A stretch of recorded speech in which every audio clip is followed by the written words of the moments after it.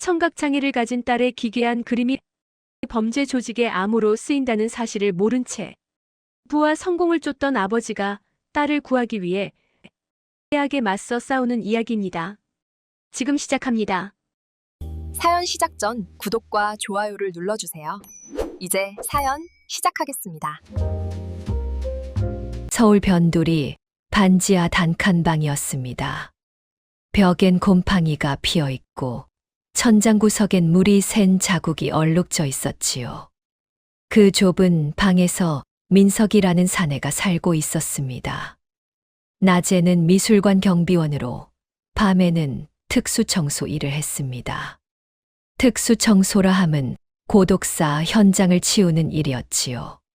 죽어간 이들의 흔적을 지우는 일, 그것이 민석의 일이었습니다.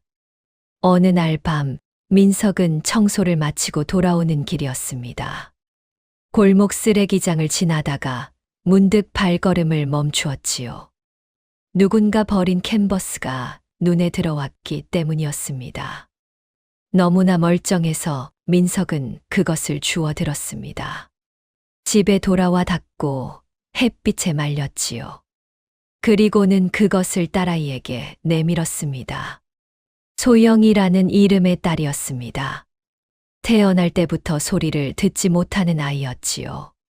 세상의 모든 소리가 차단된 채 고요한 세계에서 살아가는 아이였습니다. 소영이는 아버지가 건넨 캔버스를 받아들었습니다. 그 순간 아이의 눈빛이 달라졌습니다.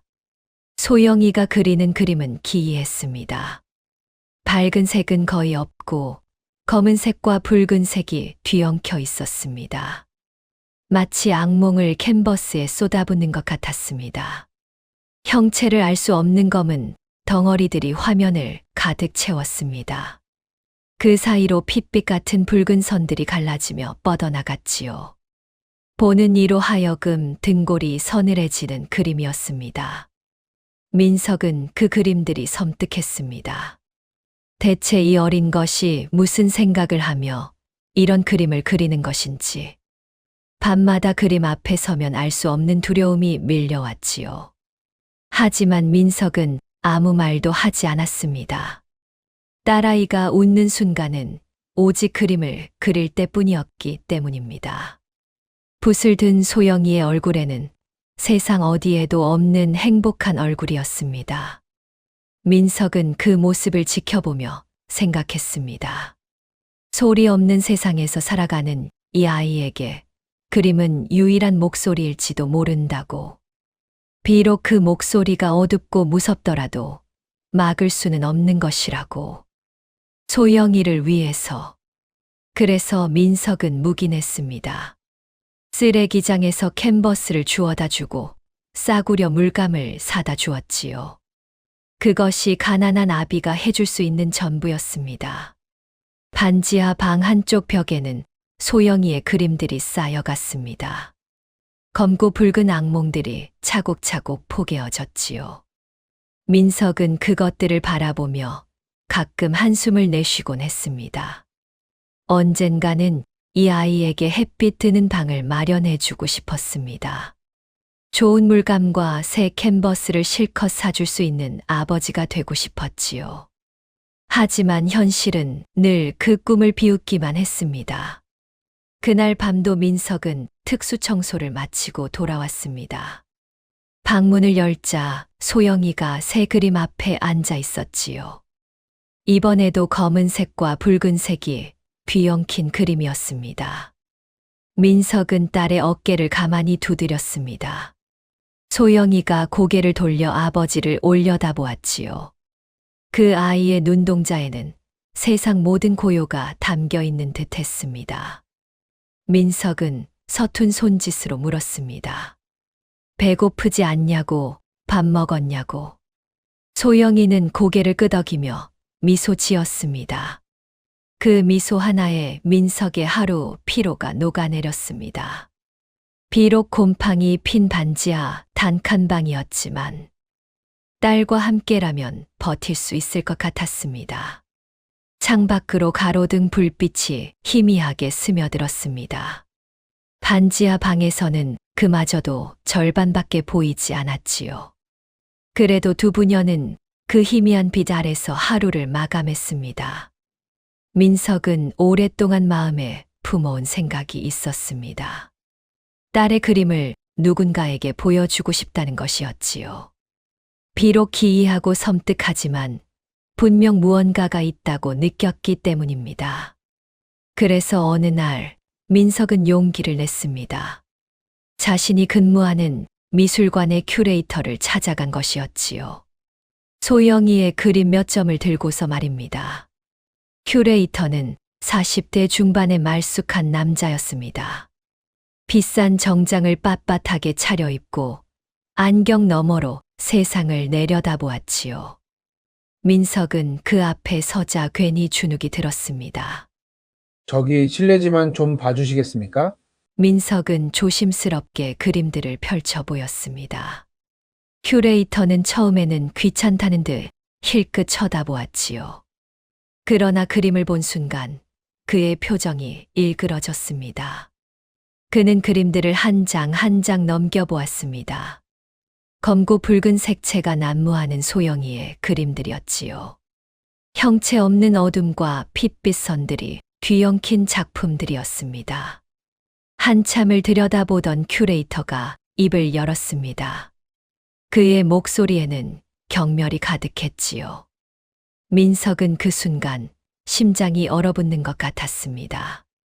이게 뭡니까? 이건 예술이 아닙니다. 큐레이터는 그림들을 밀치듯 민석에게 돌려주었습니다. 마치 더러운 것이라도 만진 것처럼 손을 털었지요. 민석은 할 말을 잃고 그 자리에 서 있었습니다. 이건 그저 정신병자의 배설물일 뿐이에요. 그 말이 민석의 가슴에 비수처럼 꽂혔습니다. 딸의 그림을, 딸의 유일한 목소리를 배설물이라 했습니다. 민석은 부들부들 떨리는 손으로 그림들을 거두어 안았지요.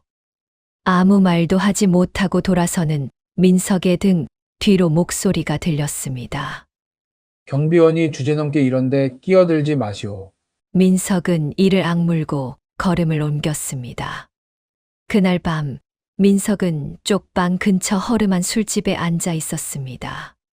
싸구려 소주를 연거푸 들이켰지요. 속이 쓰리도록 마셔도 가슴속 울분은 가라앉지 않았습니다.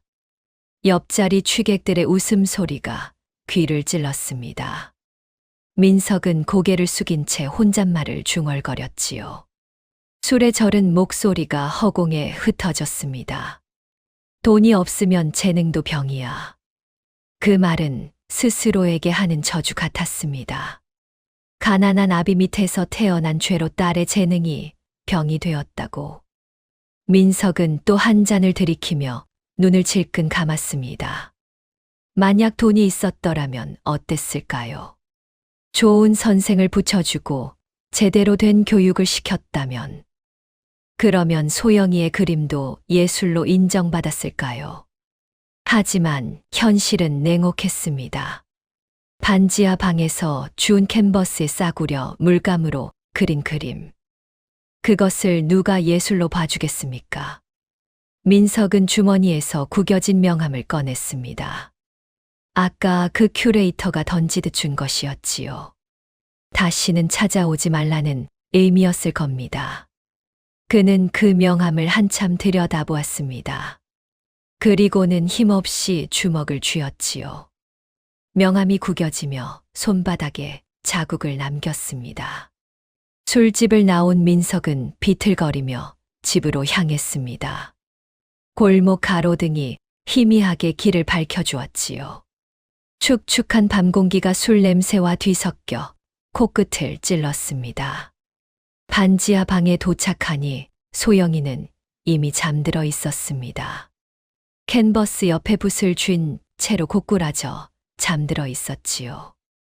민석은 그 모습을 물끄러미 내려다보았습니다. 아이의 손톱 밑에는 검은 물감이 끼어 있었습니다. 새 그림을 그리느라 밤새 깨어 있었던 모양이었지요. 민석은 조용히 이불을 덮어 주었습니다. 미안하다, 소영아. 민석은 입술을 깨물며 속삭였습니다. 소리 없는 세상에 사는 딸에게는 닿지 않을 사과였지요. 그래도 민석은 매일 밤 그렇게 사과했습니다. 창밖으로 새벽빛이 희미하게 밀려왔습니다. 민석은 그제야 술에서 깨어 무거운 눈을 감았지요. 내일도 미술관으로, 그리고 밤이면 청소 현장으로 가야 했습니다. 그로부터 며칠 뒤의 일이었습니다. 민석이 야간 청소를 마치고 돌아온 새벽녘이었지요. 반지하 방 앞에 낯익은 그림자가 서 있었습니다. 10년 전에 떠난 전처 정숙이었습니다. 그녀는 야위고 초췌한 모습이었지요. 눈 밑은 거뭇거뭇 그늘이 졌고 손은 바들바들 떨리고 있었습니다. 민석은 걸음을 멈추었습니다. 10년 동안 소식 하나 없던 사람이었지요. 아이가 태어나자마자 사라져버린 사람이었습니다. 왜 온 거요? 민석의 목소리는 딱딱하게 굳어 있었습니다. 정숙은 애처로운 눈빛으로 그를 올려다보았지요. 하지만 그 눈빛에는 진정성이 없었습니다. 정숙은 서류 봉투 하나를 내밀었습니다. 민석은 그것을 받아들고 펼쳐보았지요. 읽어 내려가는 그의 얼굴이 점점 창백해졌습니다. 그것은 계약서였습니다. 정숙의 도박 빚을 갚는 대신 소영이를 데려가겠다는 내용이었지요. 앵벌이 조직에서 보낸 협박장이나 다름없었습니다. 5천만 원. 일주일 안에 갚지 않으면 딸을 데려가겠다는 것이었습니다. 민석은 서류를 움켜쥔 채 분노로 몸을 떨었지요. 이게 대체 무슨 짓이요? 목소리가 거칠게 터져 나왔습니다. 정숙은 한 발 물러서며 눈물을 흘렸지요. 하지만 그 눈물조차 가짜처럼 보였습니다. 나도 어쩔 수가 없었어요. 그 사람들이 날 죽인다고. 정숙은 울먹이며 변명을 늘어놓았습니다. 도박에 빠져서 빚더미에 올랐다고 했지요. 그리고 그 빚을 갚을 방법이 딸뿐이라고 했습니다. 민석은 믿을 수가 없었습니다. 제 뱃속에서 낳은 자식을 빚 대신 넘기겠다니. 인간이 어떻게 그런 짓을 할 수 있단 말입니까? 당장 꺼져요. 다시는 얼씬거리지 마시오. 민석은 서류를 정숙에게 집어던졌습니다. 하지만 정숙은 물러서지 않았지요. 오히려 음침한 미소를 띠며 말했습니다. 일주일이에요. 일주일 안에 돈을 갖다 놔요. 그녀는 그 말을 남기고 어둠 속으로 사라졌습니다. 민석은 그 자리에 우두커니 서 있었지요. 심장이 쿵쾅거리고 식은땀이 등을 타고 흘렀습니다. 방으로 들어가니 소영이가 아직 자고 있었습니다. 새벽빛 아래 평온한 얼굴로 잠들어 있었지요.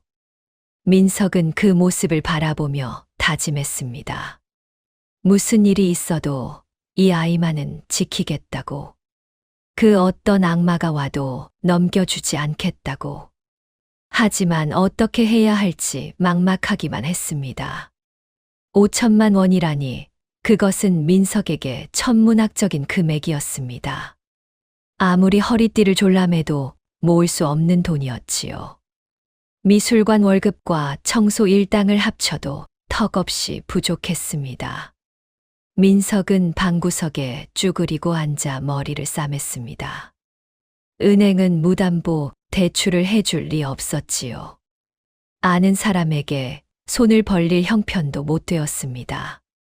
시간은 무심하게 흘러갔습니다. 하루, 이틀, 사흘이 지나갔지요. 민석의 얼굴은 날이 갈수록 헬쑥해져 갔습니다. 소영이는 아버지의 변화를 느끼는 듯 했습니다. 아이는 가끔 걱정스러운 눈으로 민석을 바라보았지요. 하지만 민석은 애써 웃음을 지어 보일 뿐이었습니다. 나흘째 되던 날, 민석은 결심했습니다. 마지막 수단으로 미술관에서 뭔가를 훔쳐볼까 생각했지요. 하지만 그 생각은 곧 고개를 저었습니다. 딸 앞에서 도둑질한 아버지가 될 수는 없었습니다. 설사 감옥에 가지 않더라도 그것만은 할 수 없었지요. 민석은 막다른 골목에 몰린 쥐처럼 발버둥 쳤습니다. 닷새째 되던 날, 미술관에서 큰 행사가 열렸습니다. 해외 귀빈들을 초청한 VIP 전시회였지요. 민석은 그날도 경비 근무를 서야 했습니다. 문제는 소영이었습니다. 맡길 곳이 마땅치 않았지요. 이웃에게 부탁하기도 껄끄러운 상황이었습니다. 민석은 고심 끝에 소영이를 미술관에 데려왔습니다. 손님들이 오지 않는 지하 창고에 숨겨놓은 것이었지요. 조용히 있으라고 신신당부를 했습니다. 아빠 일 끝나면 바로 올게. 여기서 움직이면 안 돼. 민석은 수화로 말하고 소영이의 머리를 쓰다듬었습니다. 소영이는 고개를 끄덕이며 작은 스케치북을 꺼냈지요. 그림을 그리며 기다리겠다는 뜻이었습니다. 행사장은 화려했습니다. 샹들리에 불빛이 반짝였고 손님들은 값비싼 옷을 입고 있었지요. 민석은 구석에 서서 그들을 지켜보았습니다. 그때 한 여인이 민석의 시선을 끌었습니다. 까만 드레스를 입은 중년의 외국 여인이었지요. 그녀는 지팡이를 짚고 천천히 걸어가고 있었습니다. 사람들이 그녀에게 길을 터주었습니다. 그녀가 움직이는 방향에는 늘 누군가 안내를 해주었지요. 민석은 그제야 깨달았습니다. 그녀가 시각장애인이라는 것을. 엘레나라는 이름이었습니다. 유럽에서 온 유명한 미술품 수집가라고 했지요. 눈은 보이지 않지만 손끝으로 예술을 느낀다고 알려진 사람이었습니다. 행사가 한창일 무렵 민석은 잠시 자리를 비웠습니다. 소영이가 걱정되어 창고를 확인하러 간 것이었지요. 그런데 창고 앞에서 이상한 광경을 목격했습니다. 아까 그 외국 여인 엘레나가 창고 문 앞에 서 있었습니다.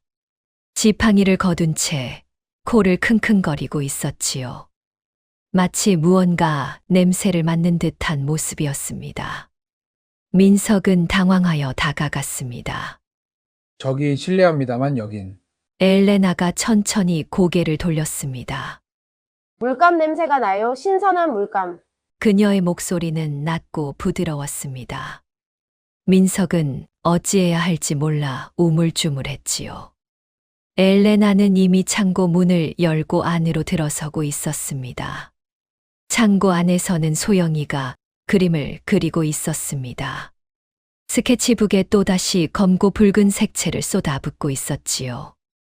엘레나는 소리 없이 다가가 소영이 옆에 섰습니다. 소영이는 인기척을 느끼고 고개를 들었습니다. 엘레나의 시선 없는 눈동자가 허공을 바라보고 있었지요. 두 사람 사이에 묘한 침묵이 흘렀습니다. 엘레나가 손을 뻗어 스케치북을 만졌습니다. 그녀의 손가락이 마르지 않은 물감 위를 미끄러졌지요. 덧칠된 질감을 붓터치의 거침을 손끝으로 느끼는 듯 했습니다. 이 아이에게서 지옥이 만져져요. 엘레나가 중얼거렸습니다. 민석은 그 말에 등골이 서늘해졌지요. 하지만 엘레나의 얼굴에는 경멸이 아닌 감탄이 서려 있었습니다. 엘레나가 민석을 향해 돌아섰습니다. 그녀의 보이지 않는 눈이 민석의 얼굴을 향했지요. 그리고 천천히 입을 열었습니다. 당신 돈이 필요하지 않습니까? 민석은 그 물음에 할 말을 잃었습니다. 마치 속마음을 들킨 것 같았지요. 엘레나는 희미하게 미소 지으며 말을 이었습니다. 그 눈빛에서 절박함이 느껴지더군요. 시각장애인이 눈빛을 읽다니 이상한 말이었습니다. 하지만 민석은 반박할 수 없었지요. 그의 절박함은 온몸에서 풍겨나고 있었을 겁니다. 엘레나는 자신의 명함을 건넸습니다. 검은색 종이에 은색 글씨가 새겨져 있었지요. 이름 외에는 아무것도 적혀 있지 않았습니다. 이 아이의 그림을 사고 싶습니다.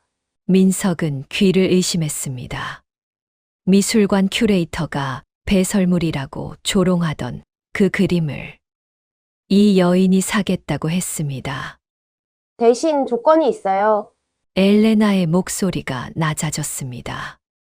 민석은 긴장하며 그녀의 말을 기다렸지요. 엘레나가 천천히 조건을 말했습니다. 아이를 외부와 완전히 차단시키라는 것이었습니다. 아무도 만나지 않게 하고 아무 데도 나가지 않게 하라는 것이었지요. 민석은 그 조건이 이상하게 느껴졌습니다. 왜 그래야 합니까? 민석이 조심스레 물었습니다. 엘레나는 잠시 침묵하더니 대답했지요. 천재는 고독해야 진가를 발휘하니까요. 민석은 선뜻 대답하지 못했습니다. 뭔가 꺼림칙한 느낌이 들었지요. 하지만 엘레나가 제시한 금액은 어마어마했습니다. 그림 한 점에 500만 원, 10점이면 5천만 원이었지요. 바로 전처가 요구한 그 금액이었습니다. 민석의 마음이 흔들렸습니다. 이 제안을 받아들이면 당장 빚을 갚을 수 있었지요. 딸을 그 악마 같은 조직에서 지킬 수 있었습니다. 생각해 보겠습니다.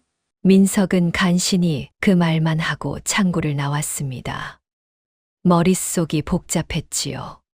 기회인지 함정인지 분간이 되지 않았습니다. 그날 밤 민석은 잠을 이루지 못했습니다. 엘레나의 제안을 곱씹고 또 곱씹었지요. 무언가 이상하다는 느낌은 가시지 않았습니다. 그런데 다음 날 아침 상황이 급변했습니다. 반지하 방문이 쾅쾅 울리더니 거칠게 열렸지요. 정숙이 험상궂은 남자 셋을 데리고 나타난 것이었습니다. 시간 끝났어요. 아이를 데려갈게요. 정숙의 목소리는 싸늘했습니다. 남자들이 소영이 쪽으로 다가갔지요. 민석은 딸을 등 뒤로 감싸며 맞섰습니다. 손대면 죽여버릴 거예요. 민석이 소리쳤지만 남자들은 비웃을 뿐이었습니다. 한 명이 민석의 멱살을 잡았지요. 주먹이 날아왔고 민석은 바닥에 쓰러졌습니다. 소영이가 무서움에 떨고 있었습니다. 소리 없는 세상에서도 공포는 느낄 수 있었지요. 아이의 눈에 눈물이 고였습니다. 그 순간 민석의 머릿속에 엘레나가 떠올랐습니다. 조건이 이상해도 상관없었습니다. 지금 딸을 구하는 것이 급선무였지요. 잠깐만요. 민석이 외쳤습니다. 주머니에서 엘레나의 명함을 꺼냈지요. 돈 구할 곳이 있어 당장 연락해 보겠소.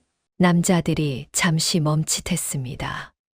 정숙이 의심스러운 눈으로 명함을 빼앗아 봤지요. 외국어로 된 이름을 보고는 고개를 갸웃거렸습니다. 3일 줄게요. 3일 안에 돈 안 가져오면 그때는 끝이에요. 정숙이 냉랭하게 말했습니다. 남자들이 물러나고 방문이 쾅 닫혔지요. 민석은 그제야 숨을 몰아쉬었습니다. 소영이가 울먹이며 아버지에게 매달렸습니다. 민석은 떨리는 손으로 딸을 안았지요. 심장이 터질 듯 뛰고 있었습니다. 선택의 여지가 없었습니다. 민석은 엘레나의 명함에 적힌 번호로 전화를 걸었지요. 신호음이 울리고 그녀의 낮은 목소리가 들려왔습니다. 기다리고 있었어요. 그 말에 민석은 등골이 서늘해졌습니다. 하지만 이미 되돌릴 수 없었지요. 30분 후 검은 승용차가 반지하 골목으로 들어왔습니다. 민석은 소영이의 손을 잡고 차에 올라탔습니다. 뒤돌아보니 곰팡이 핀 반지하 방이 점점 멀어졌지요. 그것이 마지막이 될 줄은 그때는 몰랐습니다. 차는 서울 외곽으로 빠르게 달렸습니다. 창밖으로 낯선 풍경이 스쳐 지나갔지요. 소영이는 아버지의 손을 꽉 잡은 채 잠이 들었습니다. 민석은 창밖을 바라보았습니다. 이것이 구원인지 파멸의 시작인지 알 수 없는 불안이 가슴을 옥죄어 왔습니다. 하지만 딸을 지켜야 했습니다. 그것만이 지금 민석이 아는 유일한 진실이었지요. 검은 승용차는 어둠 속으로 사라져 갔습니다. 검은 승용차는 한참을 달려 서울 외곽의 고급 주택가에 도착했습니다. 민석은 차에서 내리며 눈앞에 펼쳐진 광경에 입을 다물지 못했지요. 하늘 높이 솟은 건물 꼭대기, 펜트하우스가 그들을 기다리고 있었습니다. 엘레나가 앞장서서 걸었습니다. 지팡이를 톡톡 두드리며 익숙하게 길을 찾아갔지요. 민석은 잠든 소영이를 아는 채 그 뒤를 따랐습니다. 엘리베이터가 스르르 열리자 또 다른 세계가 나타났습니다. 대리석 바닥이 반질반질 빛났고요. 천장에는 화려한 샹들리에가 은은한 빛을 뿌리고 있었습니다. 창밖으로는 서울의 야경이 보석처럼 펼쳐져 있었지요. 반지하에서 올려다보던 그 하늘을 이제는 내려다보게 되었습니다. 민석은 마치 꿈을 꾸는 것 같았습니다. 엘레나가 소영이를 위해 마련한 방을 보여주었습니다. 넓은 작업실에 최고급 화구들이 가지런히 놓여 있었지요. 캔버스도 물감도 붓도 모두 민석이 평생 본 적 없는 것들이었습니다. 아이에게는 최고의 환경을 제공하겠습니다. 엘레나가 낮은 목소리로 말했습니다. 민석은 고개를 끄덕일 수밖에 없었지요.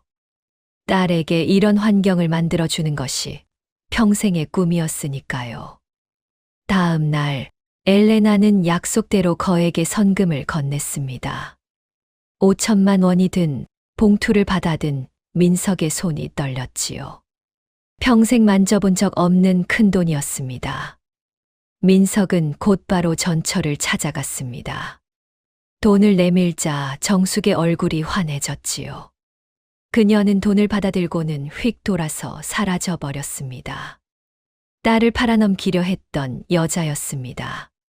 하지만 이제 더 이상 찾아오지 못할 것이었지요. 민석은 그제야 안도의 한숨을 내쉬었습니다. 펜트하우스로 돌아온 민석은 새 생활에 적응해 나갔습니다. 그에게도 깨끗한 방이 주어졌지요. 부드러운 침대와 따뜻한 물이 나오는 욕실이 있었습니다. 밥때가 되면 진수성찬이 차려졌습니다. 민석은 처음 먹어보는 음식들을 조심스레 맛보았지요. 반지하에서 라면으로 끼니를 때우던 것이 까마득한 예실 같았습니다. 소영이도 좋아하는 것 같았습니다. 새 화구를 받아든 아이의 눈이 반짝였지요. 넓은 작업실에서 마음껏 그림을 그렸습니다. 하지만 민석은 가끔 이상한 느낌이 들었습니다. 펜트하우스의 문들은 모두 밖에서만 열 수 있었습니다. 마치 새장처럼 갇혀있는 느낌이었습니다. 그래도 민석은 애써 그것을 무시했습니다. 이제 빚도 갚았고 딸도 안전하니까요. 조금 불편해도 참을 수 있다고 생각했지요. 밤이면 민석은 창가에 앉아 야경을 바라보았습니다. 반짝이는 불빛들이 아름다웠지요. 하지만 어딘지 모르게 마음 한구석이 허전했습니다. 소영이가 다가와 아버지 옆에 앉았습니다. 민석은 딸의 머리를 쓰다듬으며 생각했지요. 이 아이만 행복하다면 다른 건 아무래도 좋다고 말입니다. 창밖으로 달빛이 쏟아져 들어왔습니다. 황금빛 새장 안에서 두 부녀는 첫날 밤을 보냈지요. 그것이 어떤 운명의 시작인지는 아직 알지 못한 채였습니다. 며칠이 지나고 몇 주가 흘렀습니다. 민석은 점점 이 생활에 익숙해져 갔지요. 술을 마시고 맛있는 음식을 먹고 푹신한 침대에서 잠을 잤습니다. 엘레나는 민석에게 갤러리 대표 행세를 시켰습니다. 고급 양복을 입히고 비싼 시계를 채워주었지요. 상류층 모임에 그를 데리고 다녔습니다. 민석은 처음에는 어색했지만 곧 적응해 나갔습니다. 사람들이 그를 대표님이라 부르며 깍듯이 대했지요. 평생 무시만 당하던 민석에게는 꿈 같은 일이었습니다. 그 사이 엘레나는 소영이 곁에 붙어 있었습니다. 민석이 외출할 때면 늘 아이와 함께 시간을 보냈지요. 처음에 민석은 그것이 고마웠습니다. 하지만 서서히 이상한 일이 벌어지기 시작했습니다. 소영이가 아버지보다 엘레나를 더 따르게 된 것이었지요. 민석이 다가가면 아이는 슬쩍 피하곤 했습니다. 어느 날 민석은 엘레나와 소영이의 대화를 엿보게 되었습니다. 엘레나가 수화로 무언가를 말하고 있었지요. 민석은 서투르지만 수화를 읽을 수 있었습니다. 엘레나의 손이 공중에서 춤을 추었습니다. 그녀는 소영이에게 이렇게 말하고 있었지요. 아빠는 내 그림을 무서워한다고, 나만이 너를 이해한다고 말입니다. 민석은 가슴이 철렁했습니다. 소영이의 눈에서 아버지를 향한 신뢰가 사라져 가고 있었지요. 그 자리를 엘레나가 차지해 가고 있었습니다. 민석은 항의하려 했지만 입을 열지 못했습니다. 엘레나가 없으면 이 생활도 끝날 것이었지요. 다시 반지하로 돌아갈 자신이 없었습니다. 그래서 민석은 침묵했습니다. 술을 더 마시고 더 자주 외출하며 눈을 감았지요. 그것이 딸을 점점 잃어가고 있다는 것을 알면서도 말입니다. 소영이의 그림은 날이 갈수록 더 잔혹해졌습니다. 검은색이 더 짙어지고 붉은색이 더 선명해졌습니다. 마치 지옥의 풍경을 그대로 옮겨놓은 것 같았습니다. 엘레나는 그 그림들을 하나하나 가져갔습니다. 어디에 쓰는지는 말해주지 않았지요. 민석은 묻지도 않았습니다. 어느 날 저녁 민석은 뉴스를 보다가 깜짝 놀랐습니다. 전처 정숙이 교통사고로 사망했다는 소식이었지요. 음주운전 차량에 치였다고 했습니다. 민석은 직감적으로 알았습니다. 이것이 단순한 사고가 아닐 수도 있다는 것을요. 엘레나의 손길이 닿았을지도 모른다는 생각이 스쳤지요. 하지만 민석은 또다시 침묵했습니다. 딸을 위해서라고 어쩔 수 없다고 스스로를 합리화했지요. 그렇게 민석은 조금씩 무너져 내리고 있었습니다. 창밖으로 비가 내리기 시작했습니다. 빗줄기가 유리창을 타고 흘러내렸지요. 마치 눈물처럼 말입니다. 소영이의 그림은 세상에 알려지기 시작했습니다. 물론 공식적인 미술계가 아니었지요. 엘레나가 운영하는 비밀스러운 암시장에서였습니다. 익명의 천재 화가라는 이름으로 그림이 팔려나갔습니다. 처음에는 수백만 원이던 가격이 수천만 원으로 뛰었지요. 세계 각지에서 부유한 수집가들이 찾아왔습니다. 민석은 갤러리 대표로 행세하며 그들을 맞이했습니다. 비싼 양복을 입고 능숙하게 인사를 나누었지요. 그 누구도 그가 몇 달 전까지 반지하에서 살던 청소부였다는 것을 몰랐습니다. 상류층 파티에 초대받기 시작했습니다. 샴페인을 마시고 고급 요리를 먹었지요. 사람들은 민석을 선생님이라 부르며 존경을 표했습니다. 민석은 그 대우가 좋았습니다. 평생 무시당하고 짓밟혔던 자존심이 채워지는 느낌이었지요. 딸의 재능이 비로소 인정받는 것 같아 뿌듯하기도 했습니다. 하지만 가끔씩 불안한 생각이 스치고 지나갔습니다. 이 그림들이 도대체 어디로 가는 것인지요. 그림을 사가는 사람들의 눈빛이 예사롭지 않았습니다. 어느 날 러시아에서 온 사업가가 그림을 사갔습니다.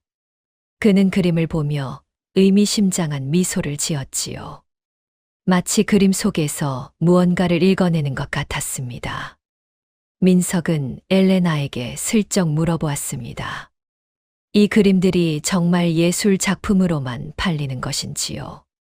엘레나는 시선 없는 눈으로 민석을 바라보며 미소 지었습니다. 묻지 않는 편이 좋을 거예요. 그 말에 민석은 더 이상 묻지 못했습니다. 알고 싶지 않았던 것인지도 모릅니다. 진실을 알면 이 달콤한 생활이 끝날 것 같았으니까요. 소영이는 하루 종일 그림만 그렸습니다. 예전보다 더 많은 그림을 더 빠르게 그려냈지요.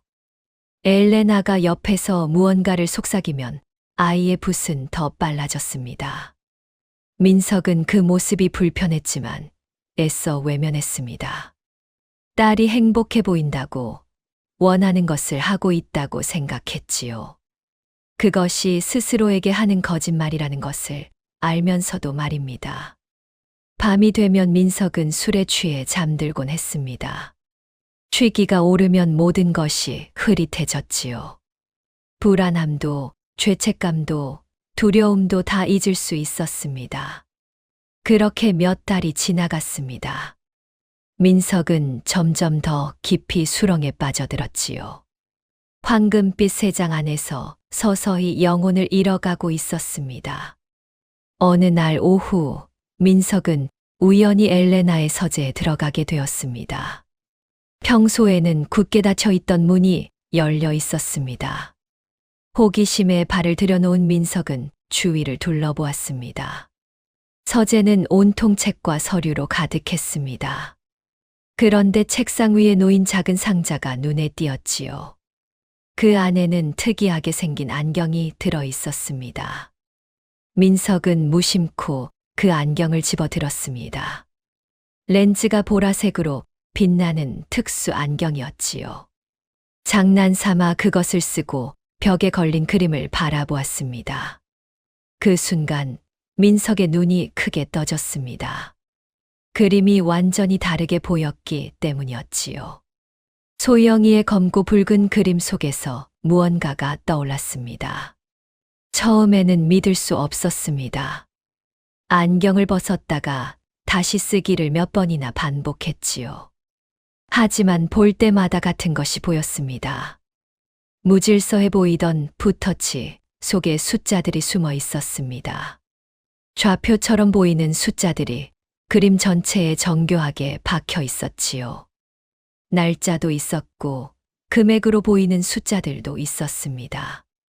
민석은 서재에 있는 다른 그림들도 확인해 보았습니다. 모든 그림에 비슷한 암호가 숨어 있었지요. 그것은 분명 어떤 정보를 전달하기 위한 것이었습니다. 소영이는 자기도 모르는 사이에 암호를 그리고 있었던 것입니다. 엘레나가 수화로 속삭이던 것들이 떠올랐지요. 아이는 그 정보를 무의식 중에 그림으로 변환하고 있었습니다. 민석은 온몸에 소름이 돋았습니다. 딸이 이용당하고 있었던 것이었지요. 범죄 조직의 자금 세탁 경로가 딸의 그림 속에 숨겨져 있는 것 같았습니다. 서재 문이 열리는 소리가 들렸습니다. 민석은 황급히 안경을 제자리에 놓았지요. 뒤돌아보니 엘레나가 문 앞에 서 있었습니다. 그녀의 얼굴에는 아무런 표정도 없었습니다. 하지만 민석은 직감적으로 알았지요. 그녀가 모든 것을 눈치챘다는 것을 말입니다. 재미있는 것을 발견하셨군요. 엘레나가 낮은 목소리로 말했습니다. 그 목소리에는 차가운 경고가 담겨 있었지요. 민석은 아무 말도 할 수 없었습니다. 엘레나가 한 걸음 다가왔습니다. 그녀의 지팡이가 바닥을 톡톡 두드렸지요. 민석은 저도 모르게 한 발 물러섰습니다. 이제 어떻게 할 생각이신가요? 그 물음에 민석은 대답하지 못했습니다. 머릿속이 하얗게 비어버렸지요. 도망쳐야 한다는 생각만이 맴돌았습니다. 민석은 그날 밤 도망칠 계획을 세웠습니다. 소영이를 데리고 이 저주받은 곳을 벗어나야 했지요. 돈 따위는 필요 없었습니다. 하지만 펜트하우스의 모든 문은 잠겨 있었습니다. 창문도 열리지 않았지요. 민석은 그제야 이곳이 완벽한 감옥이라는 것을 깨달았습니다. 새벽녘 소영이의 방을 찾아갔습니다. 아이를 깨워서 함께 빠져나갈 방법을 찾으려 했지요. 하지만 방문을 열자 예상치 못한 광경이 펼쳐졌습니다. 엘레나가 소영이 옆에 앉아 있었습니다. 민석을 기다리고 있었다는 듯이 고개를 돌렸지요. 그녀의 얼굴에는 섬뜩한 미소가 떠올라 있었습니다. 뒤에서 굵직한 사내 둘이 나타나 민석의 팔을 붙잡았습니다. 엘레나가 자리에서 일어났습니다. 지팡이 없이도 정확하게 민석 앞으로 걸어왔지요. 그녀의 눈은 보이지 않지만 모든 것을 꿰뚫어 보는 듯 했습니다. 당신은 처음부터 이용 가치가 없었어요. 엘레나의 목소리는 차갑기 그지없었습니다. 가난한 아버지의 절박함을 이용했다고 했지요. 딸의 재능을 발견한 순간부터 모든 것이 계획된 것이었습니다. 민석은 분노로 몸을 떨었습니다. 하지만 사내들의 힘에 꼼짝도 할 수 없었지요. 엘레나는 소영이 쪽으로 돌아섰습니다. 그녀가 수화로 소영이에게 무언가를 말했습니다. 민석은 그 내용을 읽고 경악했지요. 아빠가 너를 버리고 혼자 도망치려 했다는 거짓말이었습니다. 소영이의 눈이 크게 떠졌습니다. 아이는 아버지를 바라보았지요. 그 눈에 배신감이 어리는 것을 민석은 똑똑히 보았습니다. 아니야, 소영아, 그게 아니야. 민석이 소리쳤지만 소영이에게는 들리지 않았습니다. 아이는 엘레나의 뒤로 숨었지요. 마치 아버지가 무서운 사람인 것처럼 말입니다. 엘레나가 승리의 미소를 지었습니다. 이제 소영이는 완전히 자신의 것이라는 듯이요. 민석은 사내들에게 끌려 지하 보일러실로 내려갔습니다. 어둡고 축축한 공간이었습니다. 파이프들이 복잡하게 얽혀 있었지요. 민석은 그곳에 내팽개쳐졌습니다. 쇠문이 쾅 닫히는 소리가 들렸습니다. 민석은 어둠 속에서 주먹을 꽉 쥐었지요. 딸을 되찾아야 한다는 생각뿐이었습니다. 하지만 방법이 없었습니다. 사방이 막혀 있었고 도움을 청할 곳도 없었지요. 민석은 무력감에 바닥에 주저앉았습니다. 저 위에서는 딸이 거짓말에 속아 울고 있을 것이었습니다. 아버지에게 버림받았다고 생각하며 상처받고 있을 것이었지요. 민석은 이를 악물었습니다. 반드시 빠져나가리라 다짐했습니다. 딸에게 진실을 말해 주어야 했지요. 어둠 속에서 민석의 눈이 번뜩였습니다. 민석은 그날 밤 도망칠 계획을 세웠습니다. 소영이를 데리고 이 저주받은 곳을 벗어나야 했지요. 돈 따위는 이제 아무 의미가 없었습니다. 딸이 범죄 조직의 도구로 쓰이고 있다는 사실을 알았으니까요. 이 화려한 세상에서 하루라도 빨리 벗어나야 했습니다. 민석은 한밤중에 조심스럽게 방문을 열었지요. 하지만 펜트하우스의 모든 문은 굳게 잠겨 있었습니다. 창문도 열리지 않았지요. 비상구마저 철제 자물쇠로 채워져 있었습니다. 민석은 그제야 이곳이 완벽한 감옥이라는 것을 깨달았습니다. 처음부터 빠져나갈 수 없도록 설계된 곳이었지요. 황금빛 세장의 정체가 드러나는 순간이었습니다. 새벽녘이 되어 민석은 소영이의 방을 찾아갔습니다. 아이를 깨워서 함께 빠져나갈 방법을 찾으려 했지요.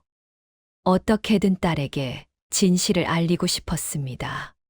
하지만 방문을 열자 예상치 못한 광경이 펼쳐졌습니다. 엘레나가 소영이 옆에 앉아 있었지요.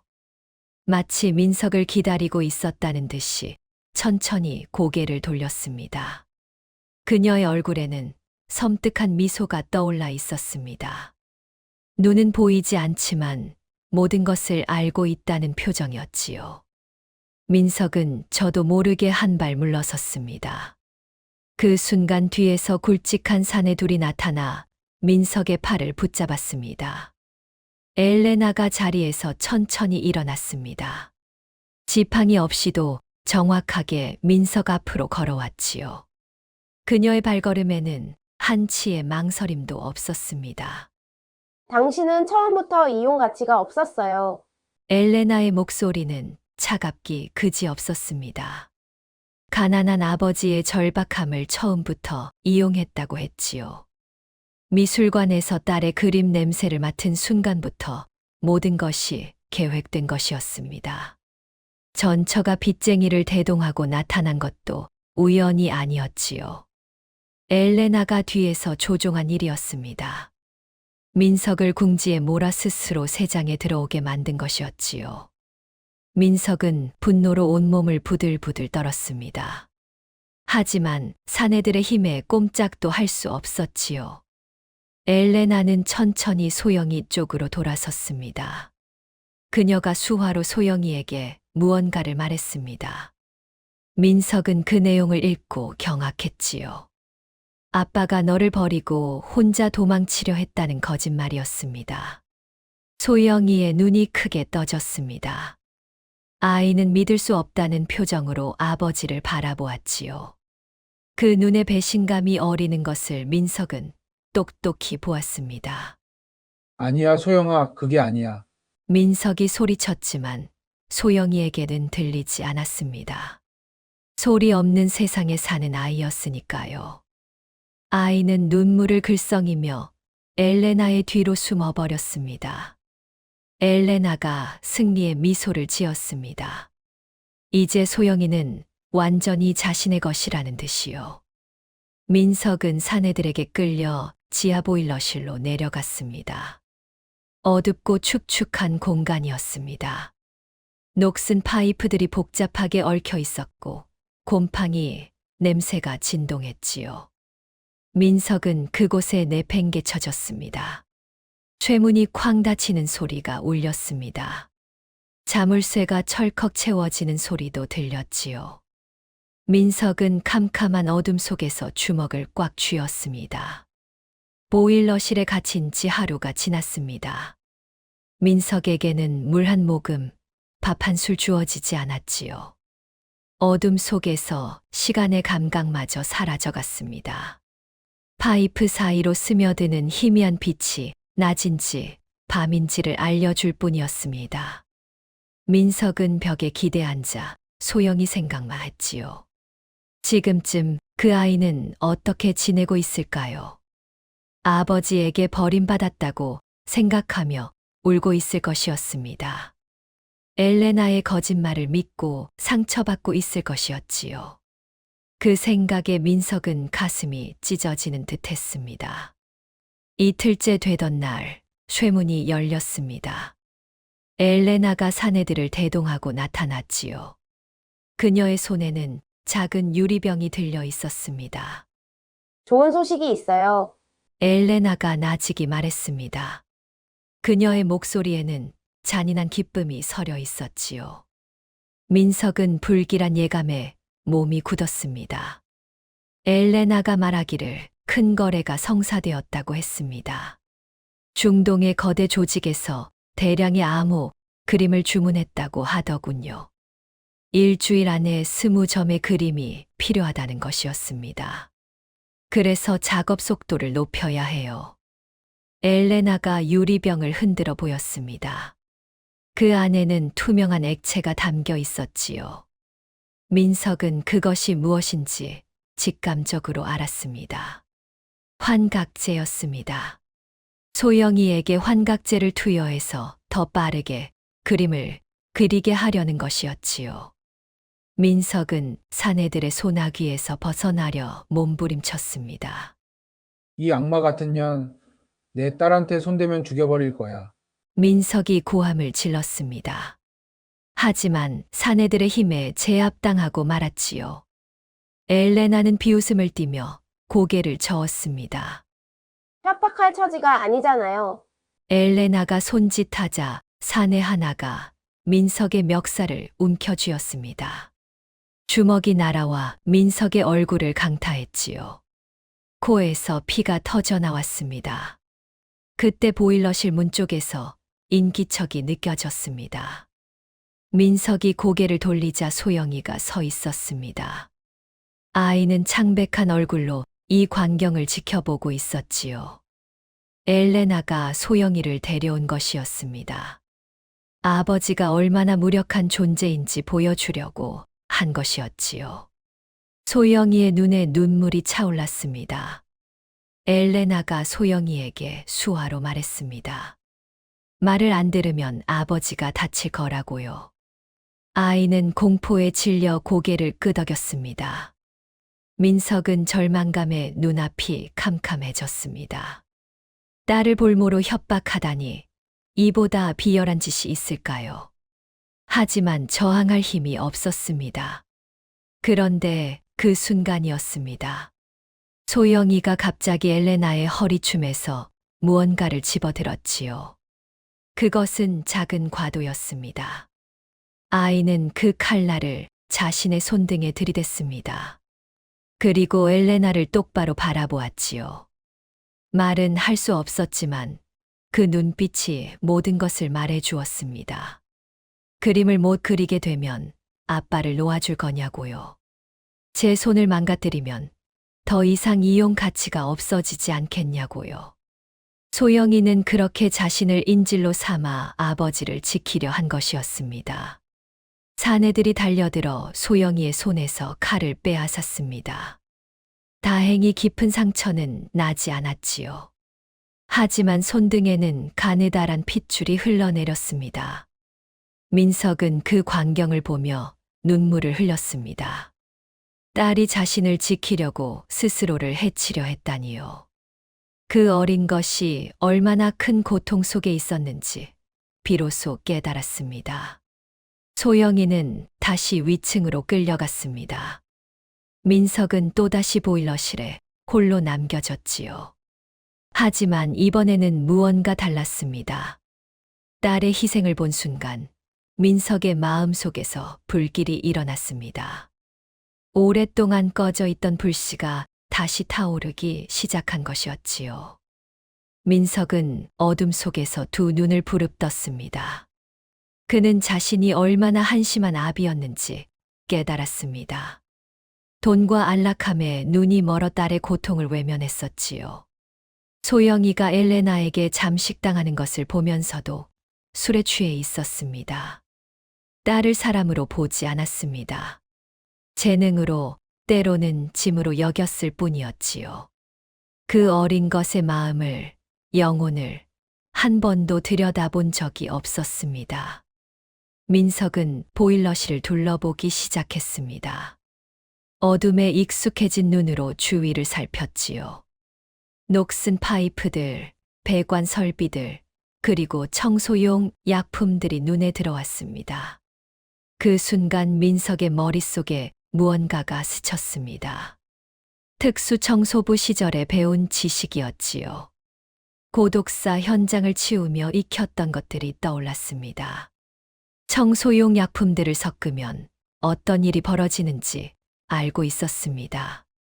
특정 화학물질들이 만나면 유독가스가 발생한다는 것을요. 위험하지만 그것이 유일한 방법이었습니다. 민석은 천천히 움직이기 시작했습니다. 보일러실 구석에 쌓인 청소용품들을 뒤졌지요. 락스, 산성세제, 그리고 여러 가지 약품들이 있었습니다. 계획이 머릿속에서 서서히 완성되어 갔습니다. 성공할지 알 수 없었지만 시도조차 하지 않을 수는 없었지요. 민석은 어둠 속에서 준비를 시작했습니다. 때를 기다려야 했습니다. 엘레나가 말한 큰 거래, 그날이 기회가 될 것이었지요. 귀빈들이 모이는 그 경매 날의 모든 것을 걸 생각이었습니다. 민석은 차가운 바닥에 누워 눈을 감았습니다. 딸의 얼굴이 떠올랐지요. 이번에는 반드시 지키겠다고 가슴 속으로 되뇌었습니다. 드디어 경매 당일이 밝았습니다. 엘레나가 말한 대로 중동의 거대 조직 대표들이 찾아왔지요. 펜트하우스 전체가 긴장감으로 가득했습니다. 민석은 보일러실에서 그 소리들을 들었습니다. 위층에서 발걸음 소리가 바쁘게 오갔지요. 사람들이 모여드는 기척이 느껴졌습니다. 민석은 며칠 동안 준비한 것들을 점검했습니다. 청소용 약품들을 특정 비율로 섞어 두었지요. 배관의 구조도 파악해 두었습니다. 오후가 되자 경매가 시작되었습니다. 민석은 그때를 기다렸지요. 사람들의 관심이 경매에 쏠린 그 순간을요. 민석은 배관의 밸브를 힘껏 돌렸습니다. 녹슨 파이프가 삐걱거리며 움직였지요. 뜨거운 증기가 새어나오기 시작했습니다. 그리고 준비해둔 약품들을 증기가 나오는 곳에 쏟았습니다. 화학 반응이 일어나며 하얀 연기가 피어올랐지요. 자극적인 냄새가 보일러실을 가득 채웠습니다. 민석은 젖은 천으로 코와 입을 막았습니다. 미리 찢어둔 옷자락이었지요. 연기 속에서도 버틸 수 있도록 준비한 것이었습니다. 연기는 배관을 타고 위층으로 퍼져나갔습니다. 얼마 지나지 않아 화재 경보가 울리기 시작했지요. 요란한 사이렌 소리가 건물 전체를 뒤흔들었습니다. 위층에서 비명 소리가 들려왔습니다. 사람들이 우왕좌왕하는 소리가 들렸지요. 경매장이 아수라장이 되고 있는 것이 분명했습니다. 민석은 보일러실 문을 발로 걷어찼습니다. 아까 배관 압력으로 자물쇠가 약해져 있었지요. 몇 번의 시도 끝에 문이 벌컥 열렸습니다. 연기가 자욱한 복도로 뛰어나갔습니다. 눈이 따갑고 숨이 막혔지만 멈출 수 없었지요. 오직 딸을 찾아야 한다는 생각뿐이었습니다. 비상 조명이 붉게 깜빡였습니다. 사람들이 비명을 지르며 달아나고 있었지요. 민석은 그 사이를 뚫고 경매장 쪽으로 달렸습니다. 연기 속에서 익숙한 그림자가 보였습니다. 엘레나였지요. 그녀는 소영이의 팔을 붙잡고 어디론가 끌고 가려 하고 있었습니다. 소영아, 민석이 소리쳤습니다. 물론 들리지 않겠지만 그래도 외쳐야 했지요. 민석은 온 힘을 다해 그들을 향해 달려갔습니다. 연기 속에서 엘레나가 돌아섰습니다. 그녀는 눈이 보이지 않았지만 민석의 발걸음, 소리를 정확히 감지했지요. 오히려 연기 속에서는 그녀가 유리했습니다. 눈에 의존하지 않으니 연기가 문제되지 않았던 것입니다. 반면 민석은 앞이 잘 보이지 않아 비틀거렸지요. 엘레나가 차가운 웃음을 흘렸습니다. 어리석은 사람 이런 곳에서 나를 이길 수 있을 것 같아요? 엘레나가 지팡이를 휘둘렀습니다. 지팡이 끝에서 날카로운 칼날이 튀어나왔지요. 그녀는 맹인이 아니라 사냥꾼처럼 움직였습니다. 민석은 황급히 몸을 피했습니다. 칼날이 스치며 팔에 상처를 입었지요. 따끔한 통증이 느껴졌지만 신경 쓸 겨를이 없었습니다. 엘레나는 귀를 기울이며 민석을 추적했습니다. 숨소리, 발소리, 옷깃이 스치는 소리까지요. 그녀의 청각은 비정상적으로 예민했습니다. 민석이 숨을 죽여도 소용없었습니다. 심장 뛰는 소리마저 듣는 것 같았지요. 민석은 점점 궁지에 몰려갔습니다. 칼날이 다시 날아왔습니다. 민석은 넘어지며 가까스로 피했지요. 바닥에 쓰러진 그를 엘레나가 내려다보았습니다. 그때였습니다. 갑자기 엄청난 굉음이 터져 나왔습니다. 귀를 찢는 듯한 소리가 공간을 가득 채웠지요. 헤비메탈 음악이었습니다. 소영이었습니다. 아이는 연기 속에서 스피커를 찾아냈던 것이었지요. 소리를 듣지 못하는 아이였지만 바닥의 진동으로 스피커 위치를 알아냈습니다. 볼륨을 최대로 높인 것이었습니다. 청각이 극도로 예민한 엘레나에게 그것은 치명적이었지요. 그녀는 양손으로 귀를 막으며 비명을 질렀습니다. 꺼라고. 엘레나가 고통에 몸부림쳤습니다. 평형 감각을 잃고 비틀거렸지요. 칼이 손에서 떨어졌습니다. 민석은 그 틈을 놓치지 않았습니다. 일어나서 엘레나에게 달려들었지요. 두 사람이 바닥에 뒤엉켜 굴렀습니다. 치열한 몸싸움이 벌어졌습니다. 민석은 엘레나의 손목을 붙잡고 제압하려 했지요. 엘레나는 발버둥치며 저항했습니다. 마침내 민석이 엘레나를 완전히 제압했습니다. 그녀의 등 뒤로 팔을 꺾어 움직이지 못하게 했지요. 엘레나는 이를 갈며 저주를 퍼부었습니다. 민석은 딸에게 달려갔습니다. 소영이가 연기 속에서 기침을 하고 있었지요. 민석은 아이를 번쩍 안아들었습니다. 불길이 점점 번지고 있었습니다. 빨리 빠져나가야 했지요. 민석은 창문 쪽으로 달렸습니다. 아래를 내려다보니 수영장이 있었습니다. 높이가 상당했지만 다른 선택지가 없었지요. 민석은 소영이를 꼭 안고 창문을 박차고 뛰어내렸습니다. 1년이 흘렀습니다. 서울에서 멀리 떨어진 바닷가 마을이었지요. 작은 목공소 앞에 간판이 걸려 있었습니다. 민석은 한쪽 다리를 절며 일을 하고 있었습니다. 그날 뛰어내리면서 다리를 다쳤지요. 하지만 그 정도 대가는 아무것도 아니었습니다. 목공소는 크지 않았습니다. 주문이 많지 않아 하루하루가 빠듯했지요. 하지만 민석의 얼굴에는 평온함이 깃들어 있었습니다.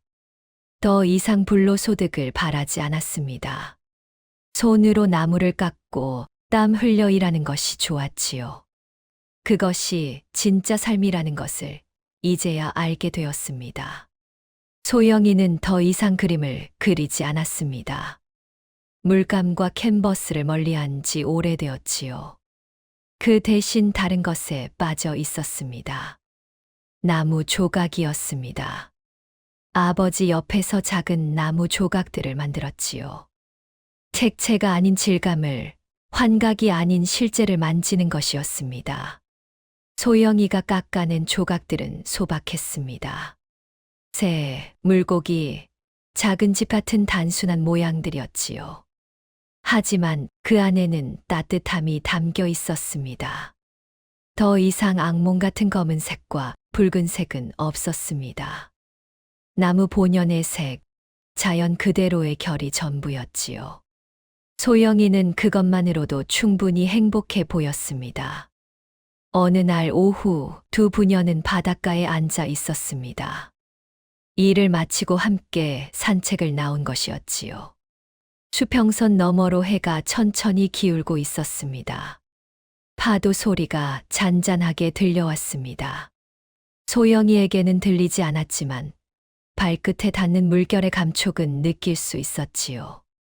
아이는 모래를 만지작거리며 미소 짓고 있었습니다. 민석이 수화로 물었습니다. 서툰 손짓이었지만 진심이 담겨 있었지요. 지금은 어떤 색으로 보여? 소영이가 고개를 들어 아버지를 바라보았습니다. 맑은 눈동자에 석양빛이 담겨 있었지요. 아이가 천천히 수화로 대답했습니다. 투명해요. 아무것도 없어서 좋아요. 민석은 그 말에 눈시울이 뜨거워졌습니다. 그 어둡고 무서운 색채들이 사라진 것이었지요. 딸의 세계가 마침내 평화를 찾은 것이었습니다. 두 부녀는 나란히 앉아 바다를 바라보았습니다. 수평선이 깨끗하게 뻗어 있었지요. 하늘과 바다가 맞닿은 그곳은 정말로 투명해 보였습니다. 저주받은 재능이 아닌 평범한 행복이었습니다. 화려한 펜트하우스가 아닌 소박한 바닷가 마을이었지요. 하지만 그것이 진짜 삶이었습니다. 민석은 딸의 어깨를 감싸 안았습니다. 소영이가 아버지에게 기대왔지요. 바람이 두 사람의 머리카락을 부드럽게 흔들었습니다. 파도가 밀려왔다 물러갔습니다. 모래 위에 발자국이 찍혔다 지워졌지요.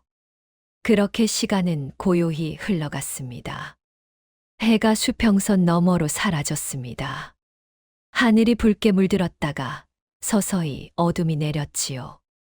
하지만 그 어둠은 더 이상 무섭지 않았습니다. 내일도 모레도 그 다음 날도 두 부녀는 이곳에서 함께할 것이었습니다. 그것으로 충분했습니다.